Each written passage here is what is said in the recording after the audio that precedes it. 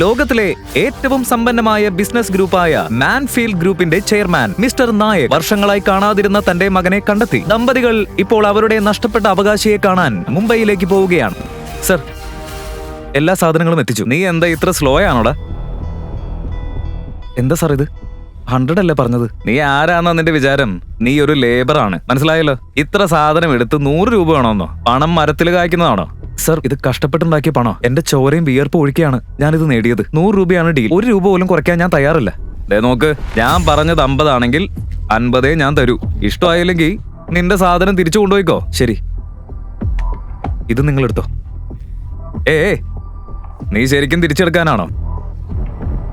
നീ പറയുന്നത് കേൾക്ക്. എടുത്തോ. ഇനി ഒരിക്കലും നിന്റെ മുഖം ഇവിടെ കാണരുത്. നിന്നെ പോലൊരുത്തിന് 80 രൂപ തന്നെ കൂടുതലാ. ഓടാ ഇവിടുന്ന്.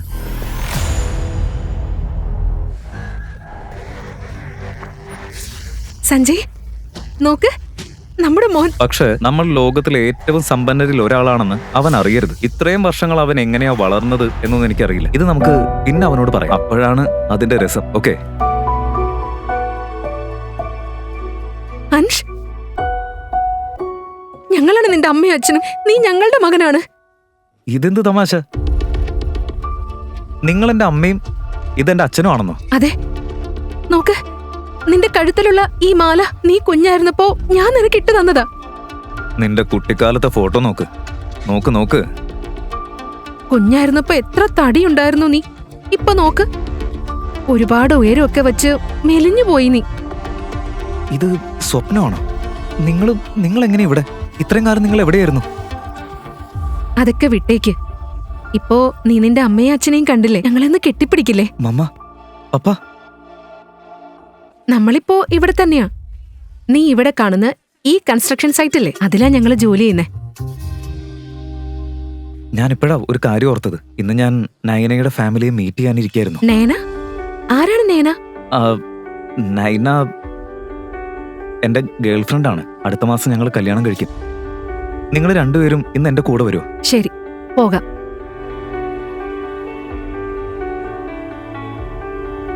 അൻഷ്, നീ എന്താ ഇത്ര വൈകിയത്? ഇന്ന് ഏത് ദിവസമാണെന്ന് നിനക്ക് അറിയില്ലേ? അച്ഛനും അമ്മയും അകത്ത് നിന്നെ കാത്തിരിക്കുക.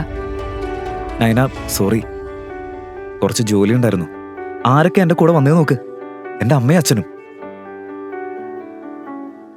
അമ്മയും അച്ഛനോ? നീ എന്നോട് പറഞ്ഞത് നീ ഓർഫൻ ആണെന്നല്ലേ? ഓർഫൻ ആയിരുന്നു. ഇനിയല്ല. ഇനി എനിക്ക് അമ്മയും അച്ഛനും ഉണ്ട്. വാ അമ്മ, അച്ഛ, നമുക്ക് അകത്തേക്ക് പോവാം. വെയിറ്റ്, ഇവരെയൊന്നും അകത്ത് കയറ്റാൻ പറ്റില്ല. അകത്ത് കയറ്റാൻ പറ്റില്ലേ? നയന, ഇതെന്റെ അമ്മയും അച്ഛനുമാണ്. ഹേ അൻഷ്, വിട്, പ്രശ്നമാക്കണ്ട. ഇല്ലമ്മ. നയന. അൻഷ്. മമ്മി, ഡാഡി, നോക്ക്, അൻഷ് വന്നിട്ടുണ്ട്. Hello aunty. Hello uncle. Sorry, ഞാൻ എത്താൻ കുറച്ച് ലേറ്റ് ആയി പോയി. അൻഷ്, ഇതെന്ത് മാനേഴ്സ് ആണ്? എല്ലായിടത്തും സമയത്തിന് എത്തണമെന്ന് അറിയില്ലേ? അത്രയും സെൻസ് പോലും ഇല്ലേ നിനക്ക്? അയ്യോ, അൻഷ് അറിഞ്ഞുകൊണ്ട് ചെയ്തതാവില്ല. അൻഷ് ഇരിക്ക്. ഇവരൊക്കെ ആരാ? ക്ലീനേഴ്സും ലേബേഴ്സും ഒക്കെ ഇത്ര വലിയ ഹോട്ടലിലേക്ക് വന്നിരിക്കുന്നു. ഇവരെ പുറത്താക്ക്. ഓ അങ്കിൾ, നിങ്ങൾ തെറ്റിദ്ധരിക്കുക. ഇതെന്റെ അമ്മയും അച്ഛനുമാണ്. എന്ത് നയന, നീ പറഞ്ഞത് അവന്റെ പാരന്റ്സ് മരിച്ചുപോയെന്നല്ലേ? ഒരു ലേബററും ഒരു ക്ലീനറോ? സത്യത്തില് ഞങ്ങൾക്ക് സമയം കിട്ടിയില്ല. അതുകൊണ്ട് വലിയ ഗിഫ്റ്റുകളൊന്നും കൊണ്ടുവരാൻ പറ്റിയില്ല. ആൻഡ് ഇത് അവർക്ക് കൊടുക്ക്. സോറി.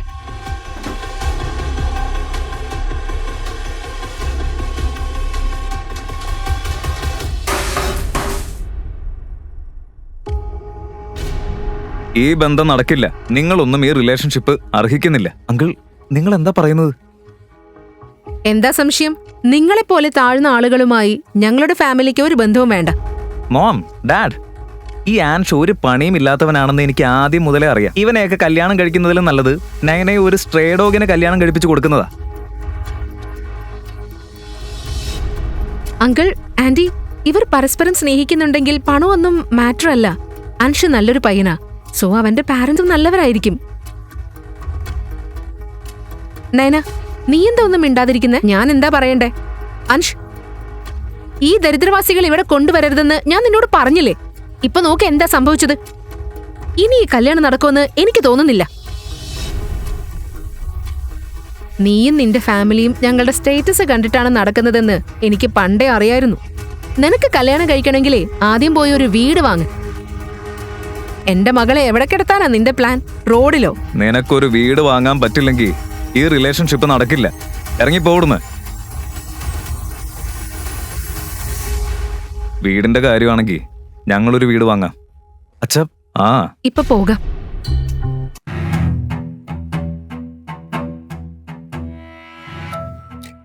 ഓഹോ, പാവങ്ങളുടെ കുടില് പൊളിച്ചിട്ട് നീ 30 നില ബിൽഡിംഗ് പണിതുവല്ലേ? അപ്പ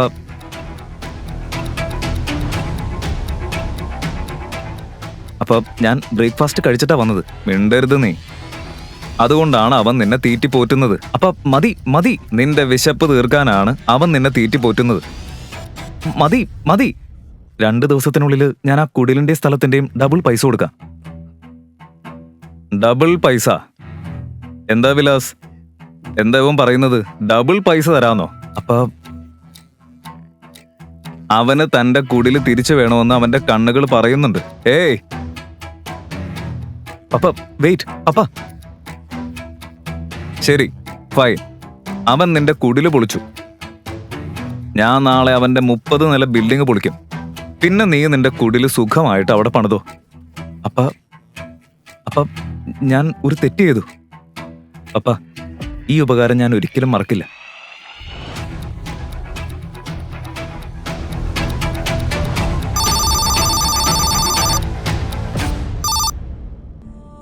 ഹലോ. ഓഹോ, ഏറെ നാളിന് ശേഷം അച്ഛനെ ഓർമ്മ വന്നോ മോൾക്ക്? പപ്പ, 20 വർഷത്തിന് ശേഷം നിങ്ങളുടെ കൊച്ചുമകനെ കാണാൻ ആഗ്രഹമുണ്ടോ? ആൻഡ് നമ്മുടെ നായക്, പാർട്ടി കുടുംബത്തിന്റെ വെളിച്ചം. അതെ അച്ഛ. പക്ഷെ നമുക്ക് അവനോട് സത്യം തുറന്നു പറയാൻ പറ്റില്ല.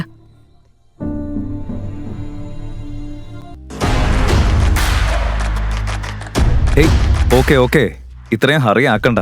ആരെങ്കിലും കണ്ട പ്രശ്നമാവും. എല്ലാം അറിയും. നിങ്ങളിപ്പോ ഒന്ന് അങ്ങോട്ട് മാറി നിൽക്ക്. നായക് സാർ, നിങ്ങള് മകന്റെ കല്യാണത്തിന് വേണ്ടി പുതിയ വീട് വാങ്ങുന്നുണ്ടെന്ന് കേട്ടു. അയ്യോ, ഇല്ലില്ല. പെൺകുട്ടിയുടെ സൈഡ് വളരെ അത്യാഗ്രഹികൾ. നമ്മുടെ സത്യം അവരറിഞ്ഞു കഴിഞ്ഞാ കഴുകന്മാരെ പോലെ അവർ നമ്മളെ കീറി തിന്നും. ഒന്നും അവരോട് പറയരുത്. ഒന്നും പറയരുതെന്ന് പറഞ്ഞ നമ്മുടെ മകന്റെ കല്യാണമല്ലേ? കല്യാണ വീടല്ലേ? നമ്മുടെ മകന് വേണ്ടി ഒരു വീട് എടുക്കില്ലേ? എപ്പോ മുതലാ നിങ്ങൾ ഇത്ര ഹേർട്ട്ലെസ് ആയത്? വീടെടുക്കും. പക്ഷെ ഒന്ന് നിൽക്ക്, എനിക്ക് കുറച്ചൊന്ന് ആലോചിക്കണം. ശരി, ഒരു കാര്യം ചെയ്. ഒരു എക്സ്പെൻസീവ് ബിൽഡിങ്ങില് ഒരു നല്ല ഫ്ലാറ്റ് കണ്ടുപിടിക്കുക. അതെന്റെ പേരിൽ രജിസ്റ്റർ ചെയ്യണം. Yes sir. Good morning ma'am. Good morning sir. ഞങ്ങൾ അവന് വേണ്ടി ഒരു വീട് കാണാൻ പോവാ. ആരെയും ഞങ്ങളുടെ പിറകെ വിടരുത്. Okay sir? ഇന്നലെ ഞാൻ പറഞ്ഞ ഹൗസ് അഡ്രസ്സിൽ ചെറിയൊരു മിസ്റ്റേക്ക് ഉണ്ടായി. എന്താ സംഭവിച്ചത് സർ? ഒരു ടോപ്പ് ലക്ഷറി ബംഗ്ലോ നിങ്ങളുടെ പേരിൽ ഓൾറെഡി ബുക്ക് ചെയ്തിട്ടുണ്ട്. നിങ്ങളുടെ മകനും അവന്റെ ഫിയാൻസയും അവിടേക്കാണ് വരുന്നത്. ഇപ്പോഴോ? Yes ma'am. അങ്ങനെ സംഭവിച്ച നമ്മുടെ സീക്രട്ട് പുറത്താകും. ടെൻഷൻ അടിക്കണ്ട, ഒന്നും സംഭവിക്കില്ല. പോവാം. അൻഷ്, ഇത് തന്നെയാണോ അവര് പറഞ്ഞ സ്ഥലം? യെസ് നയന, അവരെനിക്ക് അയച്ച അഡ്രസ്സ് ഇത് തന്നെയാ. അൻഷ്, നിന്റെ അമ്മയും അച്ഛനും ശരിക്കും നമുക്ക് വേണ്ടി ഈ വീട് വാങ്ങാനാണോ? നീ എന്താ നയന ഇത്ര പാവമായി പോയത്? നിങ്ങളൊക്കെ മണ്ടന്മാരാണോ? ഇത് സിറ്റിയിലെ ഏറ്റവും എക്സ്പെൻസീവ് ഏരിയ ആണെന്ന് നിങ്ങൾക്കറിയില്ലേ? അവരാരെന്നാ വിചാരം? ഈ വീട് വാങ്ങാനുള്ള സ്റ്റാറ്റസ് അവർക്കുണ്ടോ? എന്തൊക്കെയായാലും വേറൊരു കാര്യം കൂടിയുണ്ട്. ഈ വീട് കുറെ നാളുകൾക്ക് മുൻപേ വിറ്റുപോയതാ. എന്താ? 2 lakh സ്ക്വയർ ഫീറ്റ് ഉള്ള ഈ സ്ഥലം വിറ്റുപോയോ? അതെ. അപ്പോ നിങ്ങൾ ഞങ്ങളെ പറ്റിക്കാണല്ലേ? ഇല്ല ഇല്ലങ്കൾ, അങ്ങനൊന്നുമില്ല. അവർക്ക് ചിലപ്പോ തെറ്റിപ്പോയതായിരിക്കും. ഞാനൊന്ന് അവരോട് ചോദിക്കാം. അൻഷ്, അത് നോക്ക്. അത് അങ്കിളുടെ ആന്റിയുടെയും ഫോട്ടോ അല്ലേ? അച്ഛനും അമ്മയും അവരുടെ ഫോട്ടോ ഇവിടെയുണ്ട്. അപ്പോ ഈ വീട് അവർ വാങ്ങിയതാണോ? ഓ ഡാഡ്, അച്ഛനും ഭ്രാന്തായോ? അത് ഫേക്കാന്ന് കണ്ടറിയില്ലേ? അവർ ഈ വീട് വാങ്ങിയെന്ന് നമ്മൾ വിശ്വസിക്കാൻ വേണ്ടി ഉണ്ടാക്കി വെച്ചതാ. ഈ പാവപ്പെട്ട 2 കൂലിപ്പണിക്കാർ ഇങ്ങനെ ഒരു വീട് വാങ്ങുമെന്ന് എനിക്ക് വിശ്വസിക്കാനേ പറ്റുന്നില്ല. ഇവിടെ ഒരു ഇഷ്ടിക പോലും വാങ്ങാൻ അവർക്ക് പറ്റില്ല. 7 ജന്മം കഴിഞ്ഞാലും ഇവരുടെ ഫാമിലിക്ക് ഈ വീട് വാങ്ങാൻ പറ്റില്ല. Mind your language. എന്റെ അമ്മയും അച്ഛനെയും കുറിച്ച് ഇനി ഒരു വാക്ക് കൂടി പറഞ്ഞ ഞാൻ ആരാണെന്ന് നീ അറിയും. പറയാനുള്ളത് ഞാൻ പറഞ്ഞു. ഇനി നീ എന്ത് ചെയ്യും? പാവപ്പെട്ട ഭിക്ഷക്കാരാ, ക്ലീനർ, ലേബറർ, നമ്മുടെ സ്റ്റാറ്റസിനോടൊപ്പം നിൽക്കാമെന്ന് നീ കരുതുന്നുണ്ടോ? നീ എപ്പോഴും ഒരു ബെഗർ തന്നെയായിരിക്കും. വിശന്ന് വലഞ്ഞ വസ്ത്രം പോലും ഇല്ലാത്ത പാവം ബെഗർ. എന്താ നീ പറഞ്ഞത്? ഒരിക്കൽ കൂടി പറഞ്ഞു നോക്ക്. അൻഷ്, എന്റെ ബ്രദറിനോട് ഇങ്ങനെ സംസാരിക്കാൻ നിനക്ക് എങ്ങനെ ധൈര്യം വന്നു? ഇപ്പൊ തന്നെ നിന്റെ പാരന്റ്സിനെ വിളിക്ക്. ഇവിടെ തന്നെ എനിക്കൊരു വീട് വാങ്ങിത്താ. ആ വീട് എന്റെ പേരിൽ തന്നെ വേണം. അതിന് പണം ചോദിക്കാൻ നീ ധൈര്യം കാണിച്ചാ ഈ കല്യാണം തന്നെ നടക്കില്ല. നീ എന്താ ഈ പൊട്ടത്തരം പറയുന്നേ? പണം ഉണ്ടാക്കാൻ ഞങ്ങൾ എത്ര കഷ്ടപ്പെടുന്നുവെന്ന് നിനക്കറിയില്ലേ? ഞങ്ങൾ ബംഗ്ലാവ് ഒന്നും ചോദിക്കുന്നില്ല. ഇവിടെ അടുത്ത് 2 ലക്ഷം രൂപ വില വരുന്ന ഒരു ഫ്ലാറ്റ് വാങ്ങാൻ മാത്രമാ പറയുന്നത്. അത്രയും മനസ്സിലാകുന്നില്ലേ നിനക്ക്? നിന്റെ സംസാരം കേട്ടാ ഞങ്ങൾ ഏതോ ബംഗ്ലാവ് ചോദിച്ച പോലെ ഉണ്ടല്ലോ. നിനക്ക് വേണമെങ്കിൽ എന്ത് വേണമെങ്കിലും ചെയ്തോ. രക്തം വിറ്റാലും കിഡ്നി വിറ്റാലും വേണ്ടില്ല, ഞങ്ങൾക്ക് ആ ഫ്ലാറ്റ് വേണം. മനസ്സിലായോ? മതി ആന്റി. അൻഷിന് പണമില്ലെങ്കിൽ എന്തിനെങ്ങനെ ഫോഴ്സ് ചെയ്യുന്നത്? ശാലിനി, നീ എന്റെ ഫ്രണ്ട് അല്ലേ? പിന്നെ നീ എന്തിനാ അവനെ സപ്പോർട്ട് ചെയ്യുന്നത്? നിനക്ക് അവനോട് അഫയർ ആണോ? വെറുതെ പൊട്ടത്തരം പറയുന്നത് നിർത്തിനൈന. ഇപ്പൊ എനിക്ക് മനസ്സിലായി. ഞങ്ങൾ ഇത്ര കഷ്ടപ്പെട്ടുണ്ടാക്കുന്ന പണം മുഴുവൻ പിടിച്ചെടുക്കാനാണ് നിന്റെ പ്ലാൻ അല്ലേ? ഞാൻ നിന്നെ കല്യാണം കഴിക്കാൻ യോഗ്യനല്ലെന്ന് നീ പണ്ട് പറഞ്ഞില്ലേ? ഇപ്പൊ ഞാൻ പറയുന്നു, എനിക്ക് ഈ കല്യാണം വേണ്ട. അൻഷ്, നീ എന്താ പറയുന്നത്? പെട്ടെന്ന് ഞാൻ നിനക്ക് ചീത്തയായി പോയോ? എനിക്കെല്ലാം അറിയാം. നിനക്ക് അവളോട് അഫയർ ആണ്. അതുകൊണ്ടാണ് നീ എന്നെ വേണ്ടെന്ന് പറയുന്നത്. ശരി, നിനക്ക് എന്നെ കല്യാണം കഴിക്കണ്ടെങ്കിൽ ബ്രേക്കപ്പ് ആക്കാം. പക്ഷേ ആദ്യം നീ എനിക്ക് 2 ലക്ഷം രൂപ താ. 2 ലക്ഷം രൂപയോ? എന്തിന്? അതെ, 2 ലക്ഷം. പോകണമെങ്കിൽ പോ നീ. പക്ഷെ 2 ലക്ഷം തിരിച്ചു തരണം. അവൾക്ക് ഫ്ലാറ്റ് കൊടുക്ക്. 2 ലക്ഷം വില വരുന്ന ഫ്ലാറ്റ്. മനസ്സിലാകുന്നില്ലേ? അവൾക്ക് ഫ്ലാറ്റ് കൊടുക്കണം. ഓക്കെ? എന്താ ഇവിടെ നടക്കുന്നത്? ഇതാരാ പൊട്ടിച്ചത്? സെക്യൂരിറ്റി, നിനക്ക് ബോധമില്ലേ? ആരാ ഇവരെ അകത്തേക്ക് കയറ്റി വിട്ടത്? ഫോർഗിവ് മീ സർ, നമ്മൾ റോങ് അഡ്രസ്സിലാണ് വന്നതെന്ന് തോന്നുന്നു. നമുക്ക് ഇവിടുന്ന് പോവാം. ഓഹോ, ഇങ്ങനെ പൊട്ടിച്ചിട്ട് വെറുതെ പോവാനാണോ? ഈ മാൻഷന്റെ ഓണർ ആരാ നിങ്ങൾക്കറിയോ? ഇത് നായക് ഗ്രൂപ്പിന്റേതാ. മിസ്റ്റർ സഞ്ജയ് നായകിന്റെ മാൻഷനാണിത്.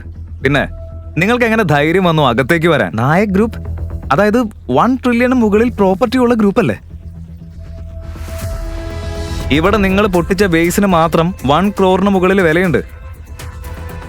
ഇനി അത് നിങ്ങൾ എങ്ങനെ പേ ചെയ്യും? 1 crore? അവൻ പൊട്ടിച്ചതാ. അതെ അതെ, ഞാൻ കണ്ടു. അവൻ തന്നെയാ പൊട്ടിച്ചത്. ഞങ്ങള് നേരിട്ട് കണ്ടതാ. അവൻ തന്നെയാ. പിടിക്കവനെ. എന്തിനാ നിങ്ങൾ കള്ളം പറയുന്നത്? അൻഷ് ഈ വേസ് പൊട്ടിച്ചിട്ടില്ല. നീ മിണ്ടാതെ. ശരി, പിന്നെ ഞങ്ങളാണോ പൊട്ടിച്ചത്? രാജക്ക, നീ പൊട്ടിച്ചത് എങ്ങനെ പേ ചെയ്യും? ഞാൻ അറിഞ്ഞുകൊണ്ട് പൊട്ടിച്ചതല്ല. ഓഹോ, നീ തിരിച്ച് മറുപടി പറയുന്നു.